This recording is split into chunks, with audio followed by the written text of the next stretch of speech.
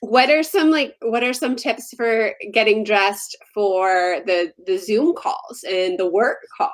Right. So the role when you're doing a work call. So, okay, first and foremost, put on a whole outfit. Okay. There's a couple reasons why I suggest you doing that. I'm not going to ask you to stand up right now, Emily, but you never know when you're going to have to stand up unexpectedly. And if you're on a work call and you stand up and you've got your, Mickey Mouse pajamas on the bottom, so you never know. Something might happen that will cause you to stand up unexpectedly. You want to be prepared for it. Now, Yeah. see, I'm prepared for it. So I'm going to show you. So Okay. I actually like to wear, these are shorts. So I feel very comfortable in my shorts. I put a belt on. I'm very comfortable sitting at home. But if I had to get up really quickly for some reason and my client's sitting there, it still looks professional. So you can find comfortable clothes. It could be your sweatpants even, but there's a lot of really nice sweatpants now, like jogger style, that are super comfortable, and you could put a nice belt over as well. So first and foremost, put on a full outfit, because you never know when you're going to have to stand up. And the second reason why I believe you need to put on a full outfit is because when you're going onto your work calls, you want to show up with a certain presence. You want to have a certain energy. Now, do your Mickey Mouse pajamas give you that? Now, I don't even know if you have Mickey Mouse pajamas. I just pulled that one out, but I'm just saying, we have our cozy clothes that we wear, like if we're sick or we really want to, feel nurtured and supported, laying on the couch, watching Netflix, right? We have those clothes that do the job of supporting you in that arena. But when you're showing up for your clients, you need to, you want to show up and have a strong presence. So putting on a full outfit, and even just that time that it takes, we're talking a couple extra minutes to put on the full outfit, that's going to help you get into the right mindset. Okay, I'm going to call myself out. I usually do, but I did not today, which is funny because I got up to move something, and I'm sure you saw my pants. They're not even cute joggers, but normally I do that because I know that feels good. I was working with a client, and we were talking, and she was telling me how she's like, I am so glad that I'm working with you right now. She was telling me because she was on a phone call with her client, and her client actually was like, you know what, we're going to switch to Zoom right now. Here's the link. And she was just thinking that, thank God I took the time to put together the whole outfit, even though it was a phone call. You just want to be prepared. When you're going into your work day, you want to be ready for anything. And can you imagine if she had to say, oh, can you give me 20 minutes? Or you just want to be able to, show up as if it's in person. Show up as if you're meeting in person. Now, I love joggers and sweatpants. I love shorts. I love feeling comfortable, but I believe that you can feel comfortable and still look polished and pulled together at the same time. Oh my gosh, so good. What other tips do you have? Well, so when we're talking about our Zoom calls, something to really think about are your necklines and your accessories. So your earrings, they're working. I love it. So this is a great example.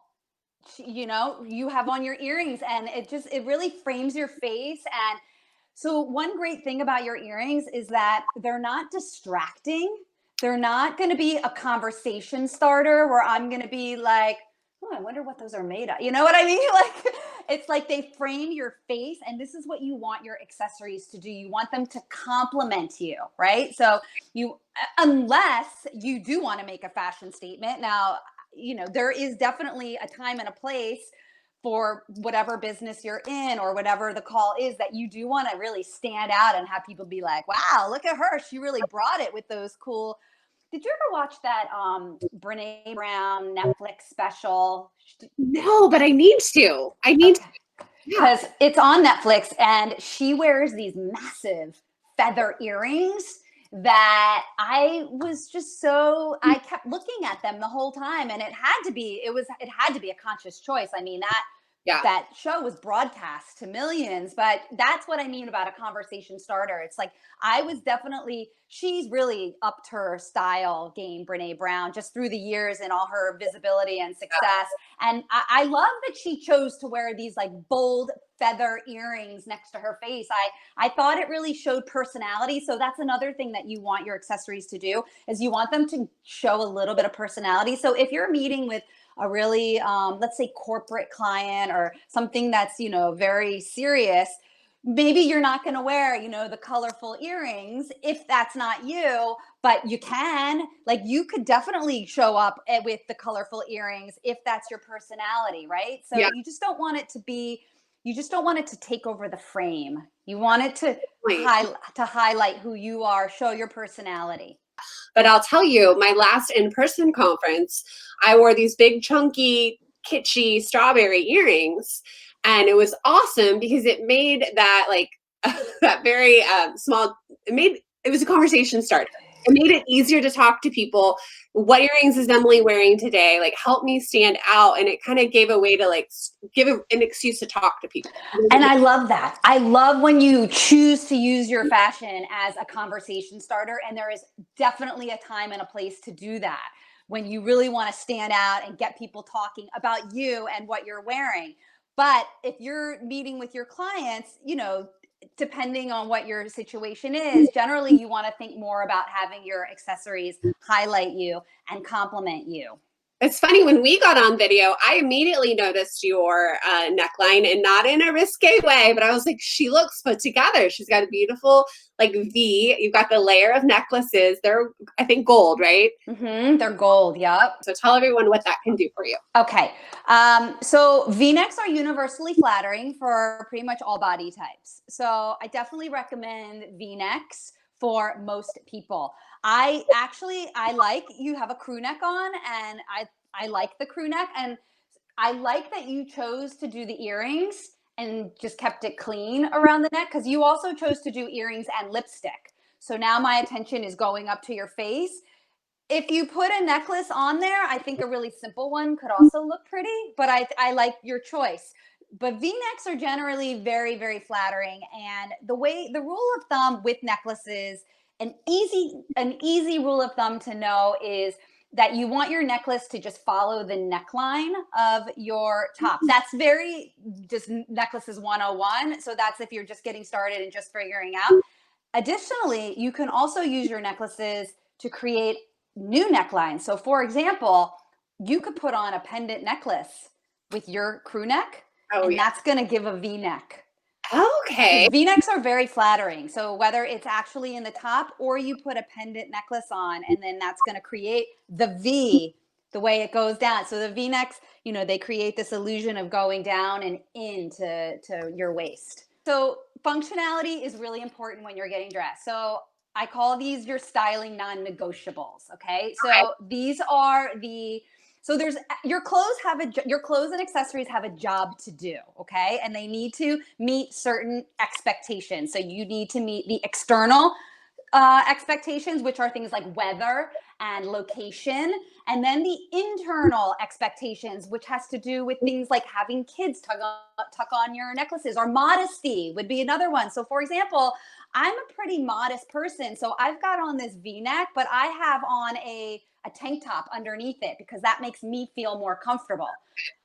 So for me, I'm always going to layer a camisole underneath a V-neck just because I feel more comfortable. So that's going to meet my internal expectation so that I feel comfortable. You're meeting these expectations so you can feel comfortable, whether it's the temperature, whether it's the event, maybe you're going to a conference, there's expectations that you want to feel, so you want to meet them so that you feel comfortable. So having children and not wanting to have your necklaces tugged at or tangled and all that stuff, that's going to be one of your styling non-negotiables. And that's just something that all your accessories and your clothing needs to meet that styling non-negotiable. So right now for you, necklaces, maybe not so much when you're around the kids.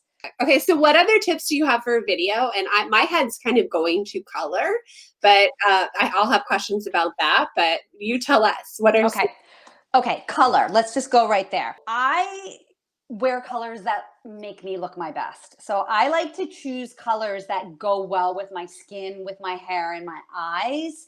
So that's a different path to go down with color, is to think about, which colors highlight me, make me look vibrant, make me feel alive, because on the opposite end of the spectrum, there's going to be colors that will wash you out and make you look less vibrant. And one way to tell what are your best colors ever is to get one of those mirrors that are really close and look at your eyes and look at all the different colors that are in your eyes. You're going to see like 5 different colors in there, probably, maybe not 5. Everybody's are different, but there's going to be a range.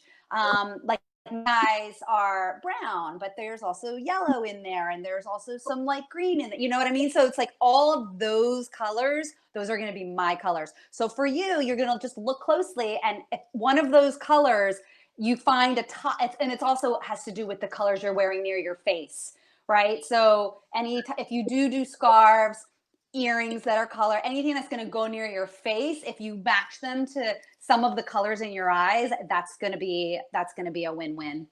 Oh, what a good tip. But one thing to look at, is something that you could start to pay more attention to when you want to, well, first of all, yes, whatever you're not gravitating towards, just continue in that direction, generally speaking. Like, I think there's a certain point in our lives where most women know what colors look good on them and what colors don't. Yeah. I think that maybe there's more colors than you thought you looked good in.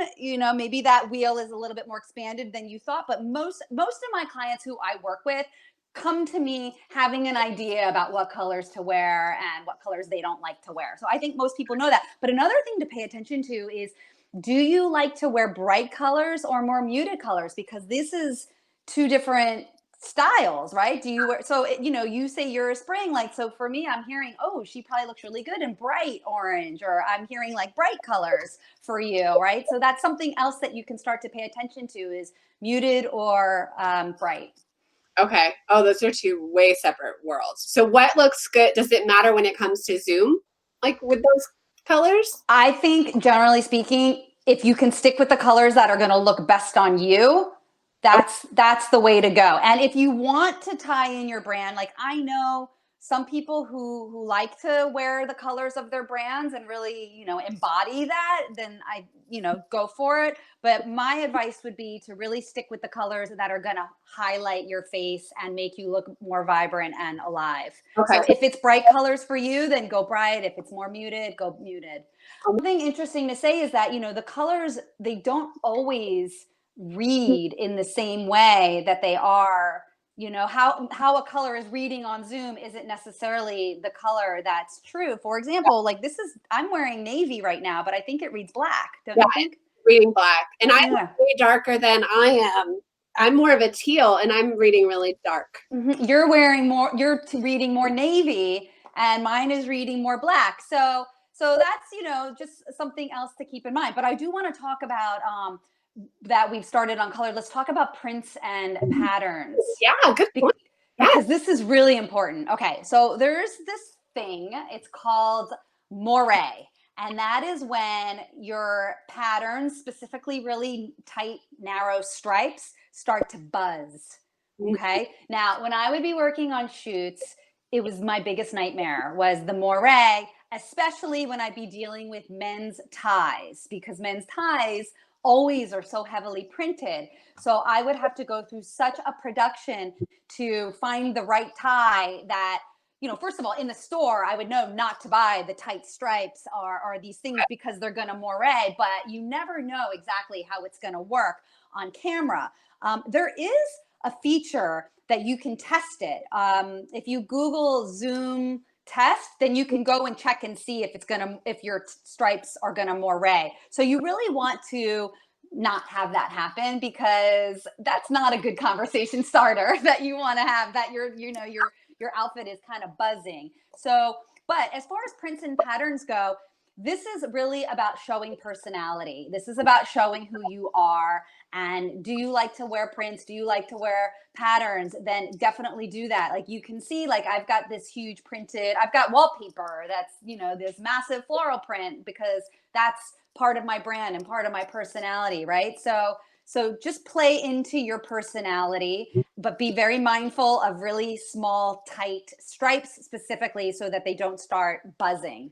Oh, I'm so glad you said that. I forgot that that exists, and I could see it being so distracting on a Zoom call, like those big fluffy earrings. So tell me how you work with individuals. Like, how does that work? And also, I want you to tell everyone about your Facebook group that you have. And I take my clients through 3 steps. We define their style, we streamline their closets, and we update their wardrobe. So we work together. I start where they're at right now. Some of my clients are really into fashion and style, and other women are not into it, but they know that they need to be doing better because of how they want to show up in their business. So Mhm. I meet my clients where they're at, and in the time that we're working together, I get to know them. I understand their personal preferences, their taste, and what they love. I combine that with my years of experience styling clients, and we create a style for them that gives them confidence and makes them feel unforgettable, right? So they understand, how to put outfits together. They have more fun in the process. And the best thing that I see that my clients get from working with me is they get a new way of seeing themselves. They didn't know what was possible for them. That's so cool. Yeah. When you work with somebody, is it like what's the time frame? Usually it's a season. It's for one season that we focus on. Okay. So for someone like me, I don't like shopping. Like when I go shopping, I need to be in the mood, have the money, and I'm on a mission. How can somebody like me, like, is that is shopping going to be painful? Do you help pick out the clothes, or is it something like I would go look for on my own, or do like a stitch fix? Like, how would that work? Oh, I shop for you. So I put together a digital lookbook based on, we define your style, we streamline your closet, we figured out what your wardrobe needs to be complete. Okay. I shop for you. I put together, so the lookbook with the style basics with the tank tops, I put together lookbooks for all my clients. But instead of having, basic generic tank tops, I fill it with things that they need to complete their wardrobe that's going to elevate their style. So I do the shopping for my clients, and then they can click and buy right from there. Oh, that's so awesome. Tell everyone about your Facebook group and how you help women inside there for free. Well, the Facebook group is so much fun. It's called Closet Shopping Collective.